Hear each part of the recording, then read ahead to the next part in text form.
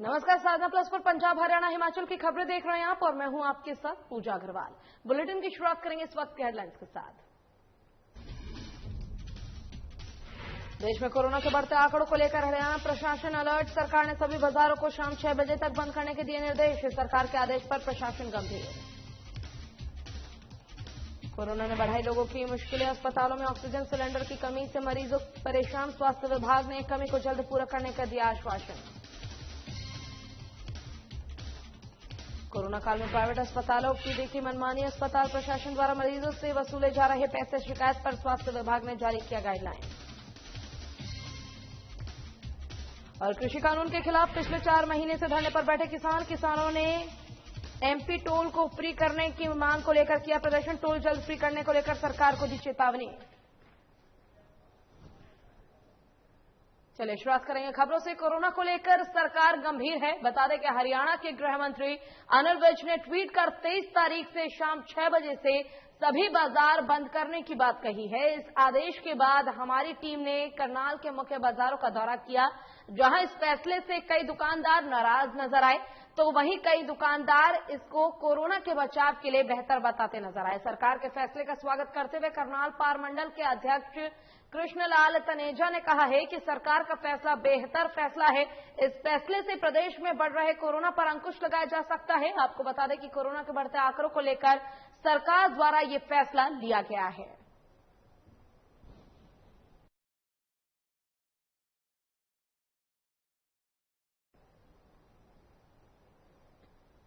और फरीदाबाद में अस्पतालों में समय पर ऑक्सीजन पहुंचाने का जिम्मा अब पुलिस ने संभालना शुरू कर दिया है, जिसके चलते पुलिस ने ग्रीन कॉरिडोर बनाया है, जिसके तहत कंपनी से ऑक्सीजन टैंकर के आगे पुलिस ने जिप्सी द्वारा हॉस्पिटल तक ऑक्सीजन भिजवाई जा रही है।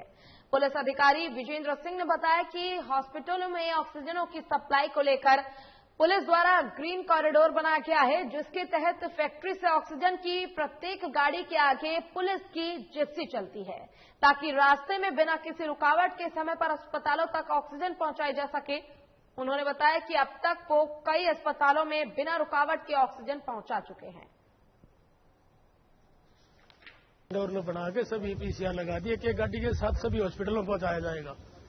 अभी हम मेट्रो में, क्यूआरजी में और अपने इसमें सेक्टर 8 में इनमें से हम देख आ रहे हैं। अभी कितनी मदद मिलेगी इस ग्रीन रोड से? ये मदद मिल जाएगी, कहीं के रास्ते में गाड़ी नहीं रुकेगी, रुकावट नहीं मिलेगी, जल्दी से जल्दी पहुंच जाएंगे। और कोरोना के मामलों में लगातार इजाफा हो रहा है। ऐसे में तमाम प्राइवेट हॉस्पिटल्स लोगों को लूटने का काम कर रहे हैं, जिसकी शिकायत प्रशासन को लगातार मिल रही है। हरियाणा सरकार की तरफ से प्राइवेट हॉस्पिटल में कोविड-19 के इलाज के लिए रेट निर्धारित कर दिए गए हैं। यदि कोई इससे ज्यादा चार्ज करता है तो फिर कार्रवाई हो सकती है। आपको बता दें कि नॉन-नब अस्पताल में आइसोलेशन बेड ऑक्सीजन के साथ 8,000 रुपए, आईसीयू में बिना वेंटिलेटर के 13,000 रुपए, आईसीयू में वेंटिलेटर के साथ 15,000 रुपए चार्ज कर सकते हैं, जबकि नब अस्पताल में आइसोलेशन बेड ऑक्सीजन के साथ 10,000 रुपए, आईसीयू में बिना वेंटिलेटर के 15,000 रुपए और आईसीयू में वेंटिलेटर के साथ 18,000 रुपए ही चार्ज कर सकते हैं।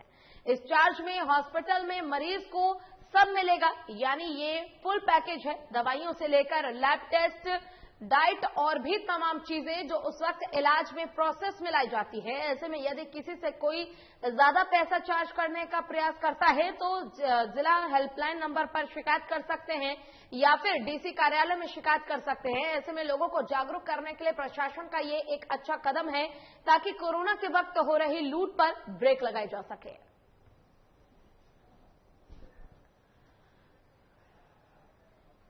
ऑक्सीजन के लिए भी हमने बात करी है कि हमारे यहाँ तो दिल्ली से लोग आके भरवाते हैं, हमारे तो पानीपत रिफाइनरी में ऑक्सीजन की फैसिलिटी है, तो वो भी हमें प्रायोरिटी पे हरियाणा को ऑक्सीजन भी मिलेगी। दवाइयों की भी प्रबंध जो है ना वो स्टेट की तरफ से भी किया जा रहा है, हमने बात करी है। तो इस प्रकार से बड़ा स्पष्ट है कि ओवर चार्जिंग नहीं कर सकते और कोई फ्लीसिंग नहीं हो सकती। इसी तरह से रेमडेसिविर के जो रेट्स फिक्स किए गए हैं, तो हमारे जो ड्रग कंट्रोलर हैं, हमारे जो अधिकारी हैं डिस्ट्रिक्ट स्तर पे, वो भी लगातार इस बात के ऊपर बाकायदा रैंडम चेकिंग के थ्रू ये इंश्योर कर रहे हैं, सुनिश्चित कर रहे हैं कि पेशेंट्स अगर प्राइवेट हॉस्पिटल में जाते हैं तो जो हमारे कैप लगाए गए हैं प्राइसेस के, वो किसी भी सूरत में ब्रीच नहीं होंगे और कोई भी ओवर चार्जिंग नहीं होगा।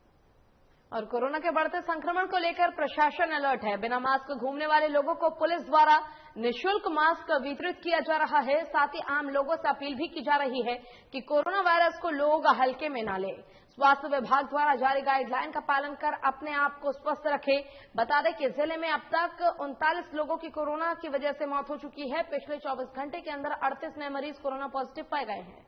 कैंप थाना प्रभारी यादराम ने बताया कि शहर में पैदल या वाहनों पर बगैर मास्क घूमने वालों को मास्क वितरित किए जा रहे हैं। साथ ही लोगों को समझाया जा रहा है कि वो इस बीमारी को हल्के में न ले, अनावश्यक कार्यों के लिए घरों से बाहर न निकले। साथ ही प्रशासन ने बिना मास्क बाहर घूम रहे लोगों के बीच मास्क बांटे हैं।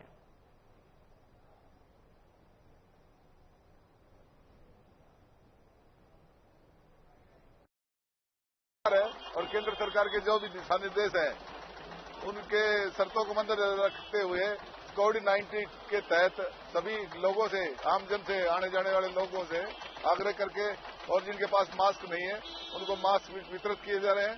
और जो आज्ञा नहीं कर रहा, आज्ञा के आदेश की पालना नहीं कर रहा, उनके खिलाफ चालान कर रहा हूं मैं मास्क का 500 रुपए का। और जो भी नियमानुसार कार्रवाई अमल में लाई जा रही है और लोग सभी जागरूक किया जा रहा है सभी लोगों को इस मामले में कि ज्यादा से ज्यादा इस बीमारी से बचने के लिए घर से कम निकले। और देश और प्रदेश में कोरोना के दूसरे चरण की शुरुआत के साथ ही गंभीर परिणाम सामने आने लगे हैं, जिसके चलते कोरोना के मरीजों को पहले जांच फिर इलाज और अब उन्हें ऑक्सीजन की समस्या का सामना करना पड़ रहा है। पानीपत में लगातार ऑक्सीजन की कमी की शिकायत सामने आने के बाद जहां निजी अस्पतालों के संचालक और शहर में ऑक्सीजन सप्लाई करने वाले डिस्ट्रीब्यूटर्स ने ऑक्सीजन की डिमांड बढ़ाने की बात कही, वहीं सीएमओ ने मरीजों के लिए ऑक्सीजन की कमी नहीं होने की बात कही है। लेकिन हकीकत यह है कि अस्पतालों में ऑक्सीजन सिलेंडर का संकट बना हुआ है। कमी के कारण कोविड अस्पतालों में कई मरीजों को भर्ती कराने से मना किया जा रहा है। जिला अस्पतालों में सीएमओ डॉक्टर संजीव ग्रोवर ने कहा कि मरीजों के लिए निजी और सरकारी अस्पतालों के साथ घर पर इलाज करवाने वाले किसी भी मरीज को सिलेंडर की समस्या नहीं आने दी जाएगी। वहीं निजी अस्पतालों के संचालकों ने कहा कि उन्हें ऑक्सीजन लेने के लिए कड़ी मशक्कत करनी पड़ रही है। उन्होंने कहा कि ऑक्सीजन की डिमांड दोगुनी होने से डिस्ट्रीब्यूटर्स को भी काफी परेशानी होने लगी है। हालांकि अधिकारियों का दावा है कि समस्या का समाधान हो गया है।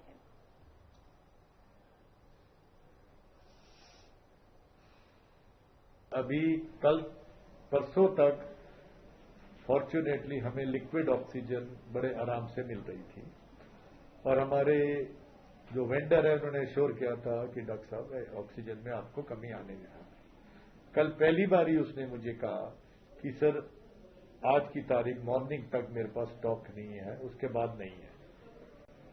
फिर मैंने डिस्ट्रिक्ट एडमिनिस्ट्रेशन को अप्रोच किया, वो उन्होंने इमीडिएटली अरेंज किया एंड दे हैव अश्योर्ड अस कि हमें ऑक्सीजन के मामले में परेशान होने की जरूरत नहीं है। ऑक्सीजन की जहां तक हमारे जिले में अपने गवर्नमेंट और प्राइवेट इंस्टीट्यूशन में अभी तक कोई कमी नहीं है। वैसे भी ऑक्सीजन के बारे में हमारी हरियाणा गवर्नमेंट ने बहुत अच्छा स्टेप लिया है। हमारे सीएम साहब ने और हमारी हरियाणा गवर्नमेंट को आदेश दिए हुए हैं कि इसका पूरा ही ऑक्सीजन की जनरेशन से लेकर इसकी पूरी सप्लाई तक को मॉनिटर किया जा रहा है और किसी भी जिले में किसी भी हॉस्पिटल को कभी भी ऐसी कमी महसूस होती है कि मेरे पास ऑक्सीजन सप्लाई कम होने लगी है तो इमीडिएटली उसका प्रबंध किया गया है। और देश भर में कोरोना के आंकड़ों में लगातार बढ़ोतरी हो रही है। इस बीच अंबाला नगर निगम में लापरवाही का बड़ा मामला सामने आया है। नगर निगम के कार्यालय में नियमों की जमकर धज्जियां उड़ाई जा रही है। निगम के कर्मचारी खुद ही नियमों का पालन नहीं कर रहे हैं। पब्लिक डीलिंग के दौरान भी न तो सोशल डिस्टेंसिंग का ख्याल रखा जा रहा है और न ही कर्मचारी मुंह पर मास्क लगाकर काम कर रहे हैं। हालांकि निगम के कार्यकारी अधिकारी जर्नैल सिंह ने इसे सिर से खारिज कर दिया है और कहा है कि नगर निगम में पूरी तरह कोविड गाइडलाइन का पालन किया जा रहा है।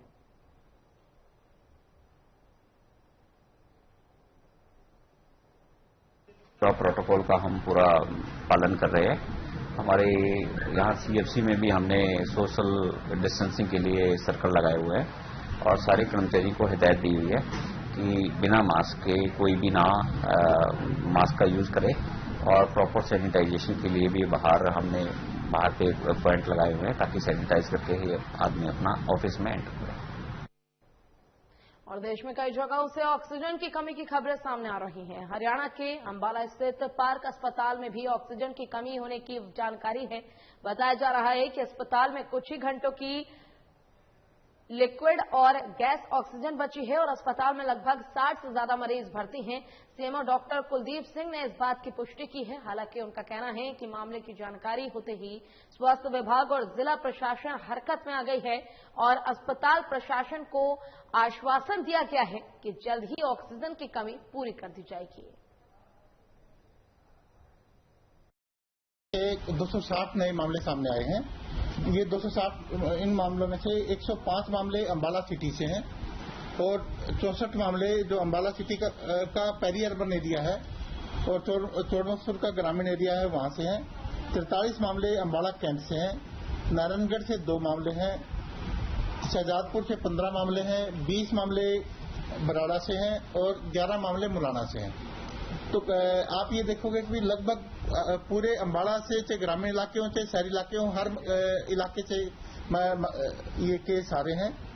आज 131 केस डिस्चार्ज हुए हैं और 2 की डेथ हुई है। ठीक है, अभी मेरे पास ये है कि पार्क हीलिंग तक से हुआ है कि उनके पास 2 घंटे का लिक्विड ऑक्सीजन का वो स्टॉक है।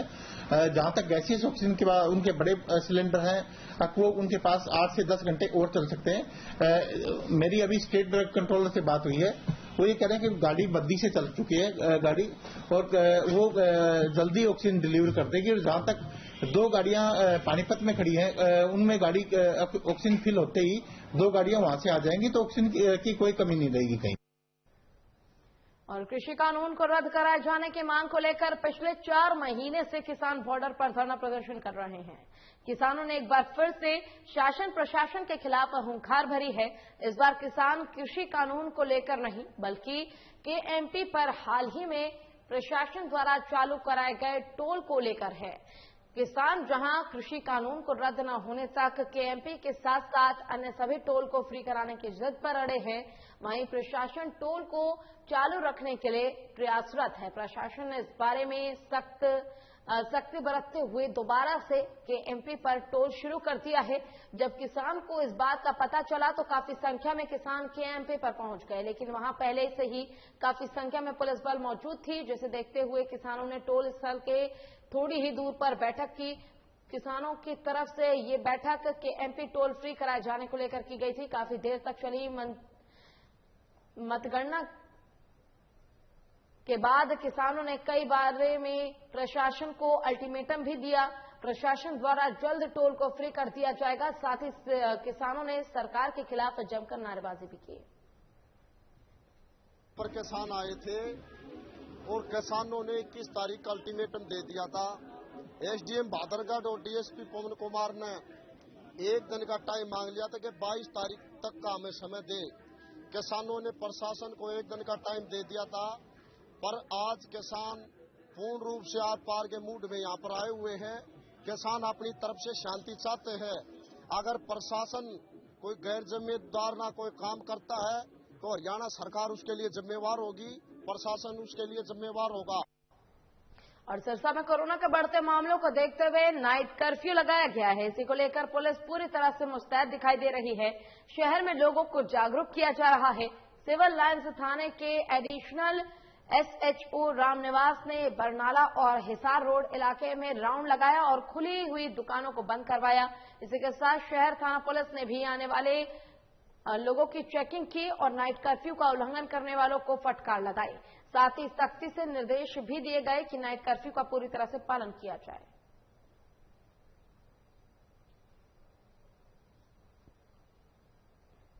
पूरा सहयोग कर रहे हैं। 10 बजे से पहले अपनी दुकानें बंद कर रहे हैं और आने जाने वाले भी बहुत कम संख्या में घूम रहे हैं। अब बेकार में कोई नहीं घूमता, जिनको जरूरी काम है वो ही निकल रहे। अब ये बरनाला रोड है 10:15 बजे पूरा का पूरा बंद है और खाली है बिल्कुल। एका दुका दुकान है जो थोड़ी करते हैं, उनको कहने के बाद में वो बंद कर देते हैं। और सिरसा से बीजेपी सांसद सुनीता दुग्गल ने शुक्रवार को झज्जर पुलिस लाइन में कोरोना वैक्सीन की पहली डोज लगवाई है। इस दौरान उन्होंने कोरोना वॉरियर्स का आभार जताया और कहा कि महामारी के इस दौर में लोग कोरोना के खिलाफ बड़ी लड़ाई लड़ रहे हैं और डॉक्टर समेत सभी कोरोना वॉरियर्स भी पूरी जिम्मेदारी से अपना काम कर रहे हैं।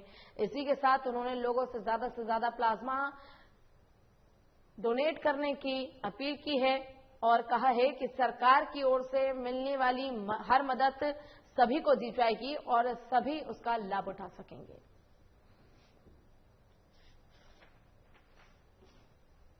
18 वर्ष से जो ऊपर की आयु के हैं वो भी सभी नागरिक जो है वो वैक्सीन लगवा सकते हैं। तो आज हम जो है जिस तरह से जो कोविड महामारी के उससे जूझ रहे हैं सबके सब, तो आप लोगों के माध्यम से मैं ये कहना चाहूंगी कि धैर्य रखें, संयम से काम लें। सरकार जो है वो अपनी तरफ से पूरी कोशिश कर रही है कि हर किसी को जो है वो चिकित्सा सुविधा मुहैया हो। और मैं जो हमारे चिकित्सा के अधिकारी हैं, जो पैरामेडिकल स्टाफ है, जो डॉक्टर्स हैं, नर्सिज हैं, उनको मैं तहे दिल से धन्यवाद करना चाहूंगी कि किस तरह से वो ऐसे समय में सबको न केवल धैर्य दे रहे हैं बल्कि चिकित्सा सुविधाएं उपलब्ध करा रहे हैं और पूरी सेवा कर रहे हैं। और इसके साथ साथ जो सेकेंड वॉरियर्स हैं हमारे पुलिस प्रशासन, उनको भी मैं इस बात के लिए बहुत धन्यवाद करना चाहूंगी कि वो भी आगे बढ़कर जो है इसमें पूरा सहयोग कर रहे हैं।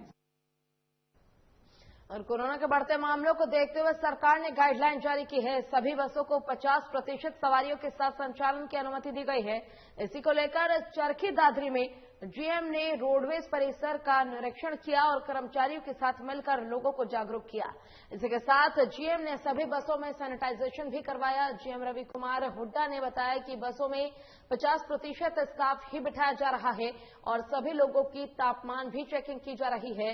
इसी के साथ उन्होंने कहा कि रोडवेज परिसर में कोरोना से बचाव के सभी इंतजाम किए गए हैं और लोगों को भी लगातार जागरूक किया जा रहा है।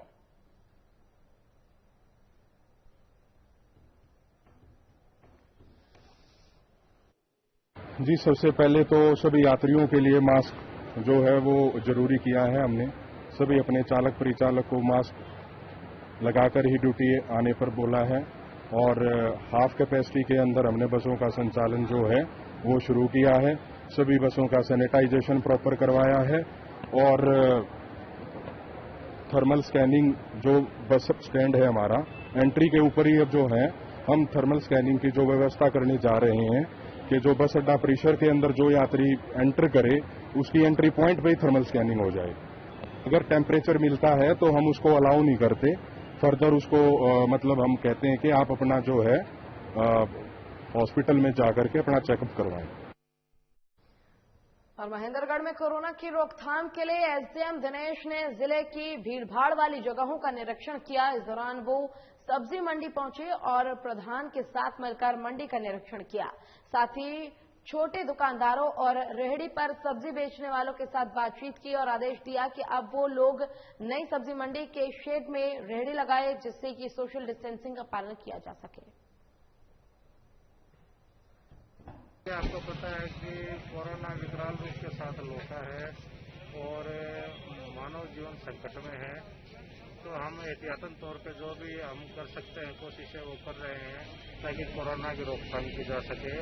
इनको सोशल डिस्टेंसिंग वगैरह से इनके लिए स्थान निर्धारित कर दिया है, 5-6 फीट का गैप देंगे और इनको बिठाएंगे और कल से भीड़ को भी नियंत्रित किया जाएगा और मंडी को सुचारू रूप से उसको लेके अभी बैठक हमने की है और ये पालना सुनिश्चित की जाएगी क्योंकि मानव जीवन से आगे कुछ भी नहीं। अब 1% करेंगे, 1000% करेंगे।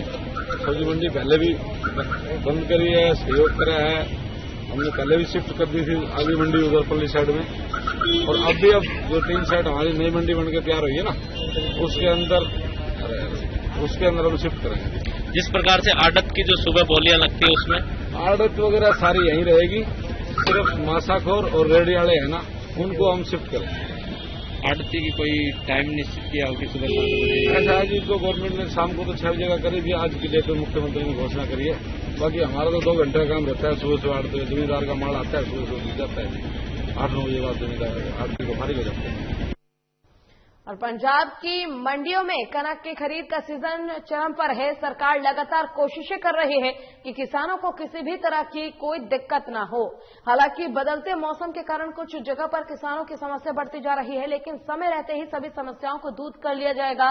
और किसानों के मुताबिक सरकार ने सभी इंतजाम कर लिए हैं और 48 घंटे के अंदर उन्हें उनकी फसल की कीमत भी दे दी जा सकती है। मार्केट कमेटी के सेक्रेटरी संदीप सिंह ने कहा कि चालू खरीद सीजन के दौरान किसानों को मंडियों में किसी भी तरह की कोई समस्या या कोई परेशानी नहीं होगी और जो दिक्कतें आ रही हैं वो भी जल्द ही ठीक कर ली जाएगी।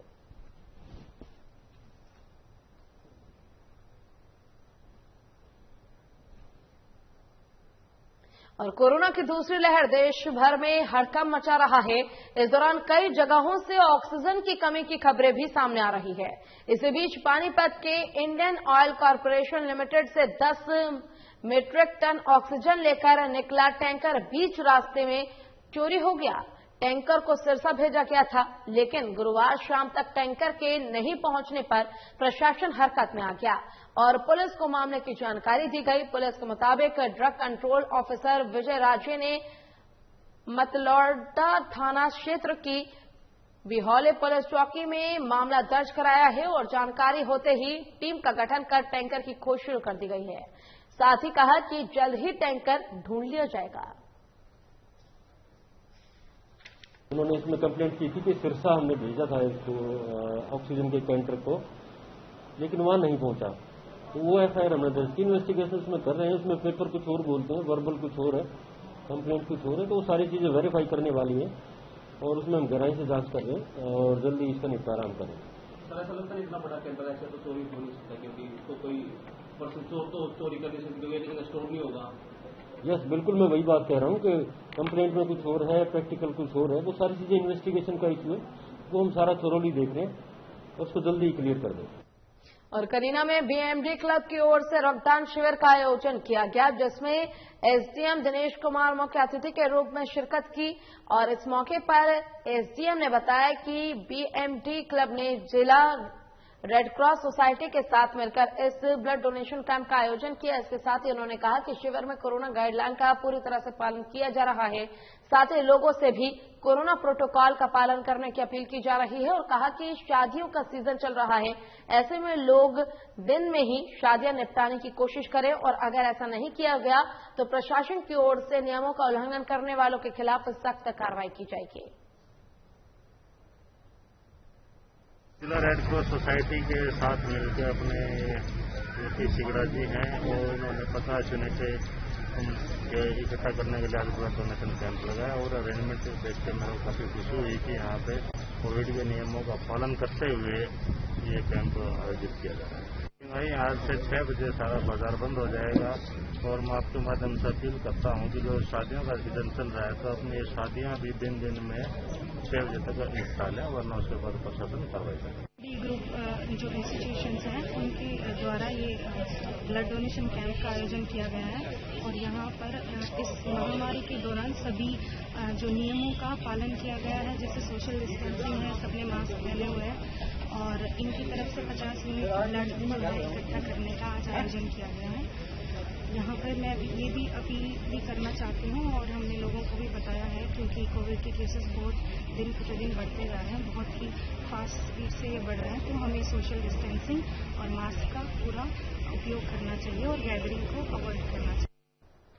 और पानीपत में एक सनसनीखेज मामला सामने आया है। मामला राजाखेड़ी गांव का है, जहां एक महिला ने अपने पति पर मानसिक और शारीरिक प्रताड़ना देने का आरोप लगाया है। महिला के मुताबिक उसका पति काफी समय से उसे प्रताड़ित कर रहा है।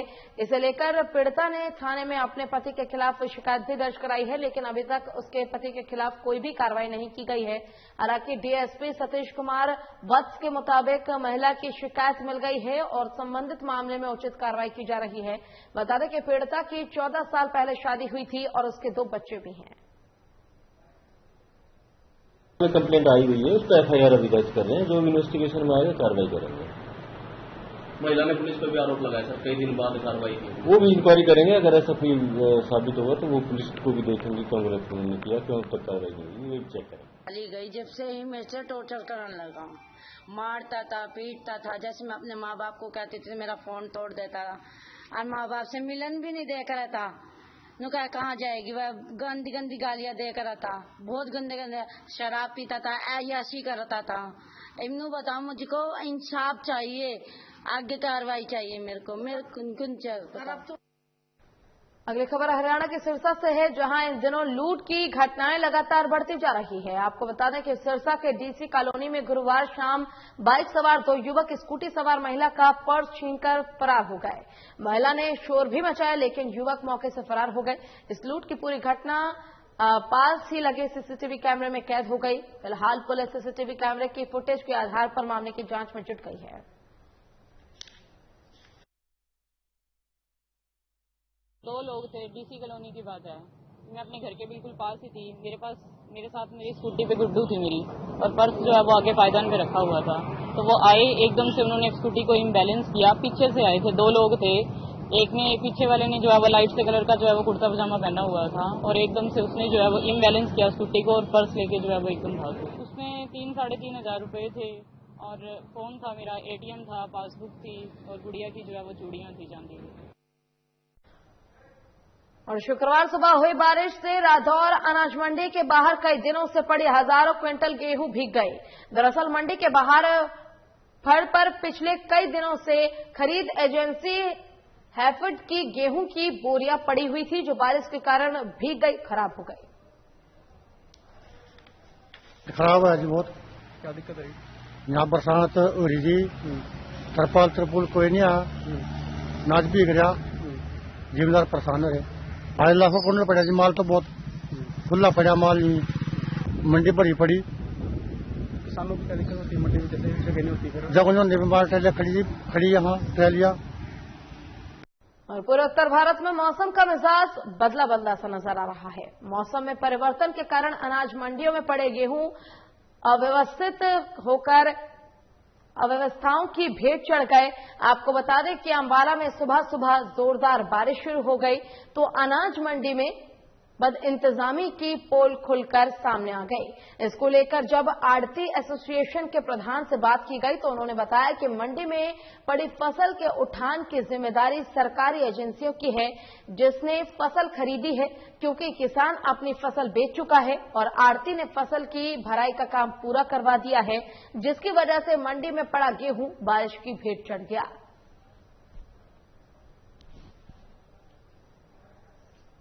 सरकार भी ये कहती है कि खरीदने के 72 घंटे के बाद माल उठ जाना चाहिए, सरकार का ये नियम है। लेकिन ये तो 6-6 एक हफ्ता हो गया माल नहीं उठा, तो ये सारी जिम्मेदारी एजेंसियों की है। जिसने ये भी खरीदी है, चाहे कोई भी एजेंसी है, ये उसकी जिम्मेदारी बनती है कि उसका माल भीग रहा है। इसमें किसान तो बेच के चला गया, किसान से कोई ताल्लुक नहीं है।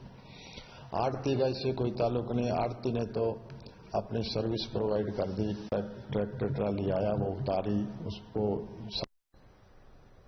चलिए इसी के साथ फिलहाल के लिए इस बुलेटिन में बस इतना ही। नमस्कार।